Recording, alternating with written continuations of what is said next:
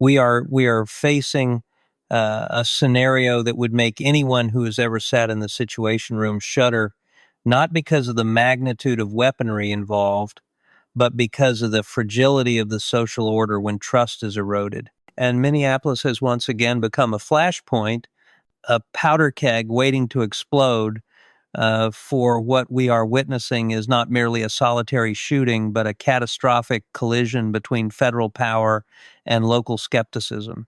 When I look at the file on this incident, I do not view it as morning news, but as an intelligence report on domestic stability. For we have a city that still bears the unhealed scars of 2020, where the shadow of the George Floyd case still looms over every street corner, and now, less than a mile from where that painful history unfolded, a new tragedy has struck with the death of Renee Nicole Good. What concerns me most as someone who has managed the national security apparatus is not the action of a single individual, but the systemic reaction that followed immediately, specifically the Federal Bureau of Investigation abruptly taking full control of the inquiry and sidelining the Minnesota Bureau of Criminal Apprehension, which is not simply a procedural matter, but a highly risky political signal. In the intelligence world, we call this damage control through compartmentalization. But in the context of a boiling civil society, this action is reflected back as a cover up. And when local officials are stripped of access to evidence, witnesses, and the scene, we are inadvertently creating a massive information vacuum. And in the real world, that vacuum will be instantly filled by conspiracy theories, rage, and riots. The cold hard truth we must face here is a complete rupture in the chain of command and coordination between state and federal authorities, which is anathema to crisis management. Governor Tim Walz did not hesitate to express deep frustration when stating that Minnesota must be part of this investigation, and his sense of difficulty regarding a fair outcome is entirely well-founded when those holding the highest power seem to have passed judgment before the investigation has truly begun. When Homeland Security Secretary Kristi Noem stands before the media and claims that removing the local agency is merely a matter of jurisdiction rather than an excision, she is using the language of bureaucracy to explain a strategic maneuver, but that language has no effect in soothing a crowd that is angry on the streets. During his 10 years in federal law enforcement, Agent Jonathan E. Ross, who was identified as the shooter, certainly understood the rules of engagement, but the issue here lies not just with the man who pulled the trigger, but with the massive machine behind him attempting to shape the narrative. We see a stark contradiction, with one side being the federal administration trying to label the victim's actions as domestic terrorism and an intentional act of vehicular assault on an officer, and the other side being the cold, objective surveillance videos spreading at breakneck speed across social media, creating an undeniable contrast between official rhetoric and the reality hitting the public's eyes. Let us delve into the intelligence analyst mindset, where we must separate political static from factual data because the video footage capturing the scene is the witness that does not lie, yet possesses the greatest lethality against any attempt to spin public opinion. What is described in official reports from the federal administration is a scenario of self-defense against a vehicular attack, yet what the public sees, and more importantly, what independent analysts see, is the image of Miss Good's car reversing, yielding to let at least one official vehicle pass before she attempts to turn and drive away. The difference between ramming a law enforcement officer and attempting to flee is the razor-thin line between a lawful shooting and an extrajudicial killing. And when an agent fires multiple times into a vehicle that is moving away, then calmly walks off as the car crashes into a lamppost, that image completely shatters the narrative of imminent danger that the administration is trying to construct. Furthermore, the fact that the vice president and high-ranking officials immediately utilized heavy-handed phrases like left-wing network or radical ideology to describe a 37-year-old mother with no prior terrorism. Record as an extremely dangerous preemptive strike tactic. In military language, this is the use of overwhelming media firepower to suppress resistance. But in a democracy, politicizing a death before forensics are complete is an act of pouring gasoline on a fire, turning a personal tragedy into a symbol for a culture war, and the price will be the stability of an entire city.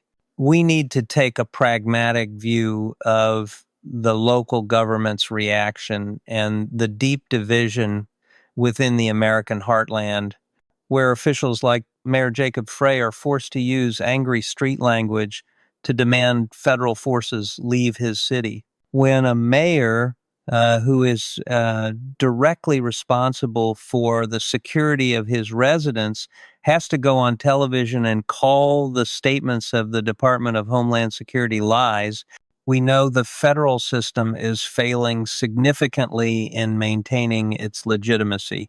Mr. Frey stated that families are being ripped apart, long-term residents are being terrorized, and now a life is lost. And these words are not just emotion, they reflect the impotence of local government against the overwhelming power of federal immigration enforcement campaigns. However, the response to that outrage has not been mitigation or tactical withdrawal, but rather a forced surge, a typical escalation move in military thinking, but a mistake in civil governance. The administration's deployment of over 100 additional agents from Chicago and New Orleans to Minnesota, despite local opposition, shows an ironclad determination to maintain control through force rather than dialogue. This is a hard power approach. But the history of urban conflicts has taught me that when you introduce more troops into a rebellious zone without a strategy to win the hearts and minds of the population, you are only preparing for a larger, bloodier clash. The pragmatic solution to this precarious situation does not lie in mutual accusations or increasing firepower on the streets of Minneapolis, but in absolute transparency and accountability. If I were in the decision-making seat, I would say that the FBI cannot be both the investigator and the protector of the actions of its sibling agency, ICE. So we need an immediate independent oversight mechanism where data is not distorted by political lenses. Isolating the Minnesota Bureau of Criminal Apprehension was a tactical error that needs immediate correction by inviting them back to the table as independent observers or co-investigators to restore local public trust. The federal administration must immediately stop using inflammatory terms like domestic terrorism without verified evidence, because words at this moment have as much destructive power as live ammunition. We must also admit that Agent Ross, whether a 10-year veteran or someone injured in the line of duty 6 months ago, is merely a human being capable of error under pressure, and blindly defending him at all costs will only damage the honor of the entire law enforcement community. Ultimately, the burden of all these political calculations and bureaucratic maneuvers is weighing heavily on the shoulders of ordinary citizens, on the school children forced to stay home for fear of riots, on the clergy standing in the snow praying for peace, and on the family of Renee Nicole Good, who deserve the naked truth rather than a story painted to serve political ends. Looking further toward the strategic horizon, we must question the sustainability of large-scale law enforcement campaigns targeting immigrant communities when executed with such hostility.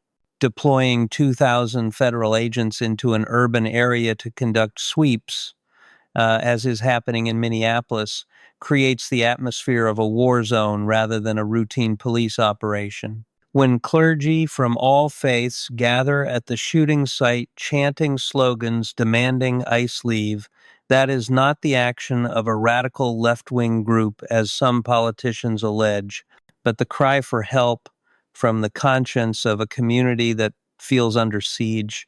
This solidarity, from ordinary citizens to religious leaders, from the mayor to the governor, is a rampart that no armed force can easily breach with batons or tear gas.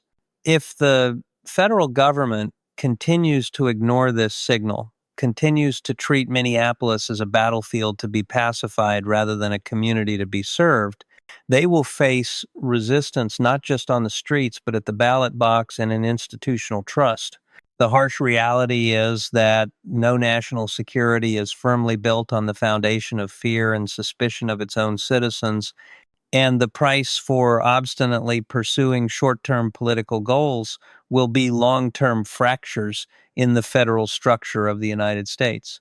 In the mindset of a strategist, every action generates an equal and opposite reaction, and the FBI stripping Minnesota of evidence access not only destroys current trust, but sets a dangerous precedent for the future of state federal relations.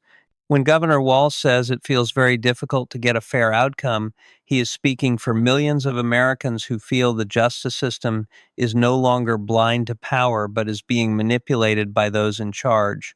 Transparency is not a gift bestowed from above, but a mandatory requirement to maintain stability. If the video contradicts the agent's testimony, then that agent must be investigated like any other citizen, with no exceptions, no cover-ups, under the guise of national security. For a high-ranking official like Senator Vance to quickly conclude the victim was brainwashed or a victim of left-wing ideology without offering any specific evidence is a level of irresponsibility that is astounding for someone holding national office.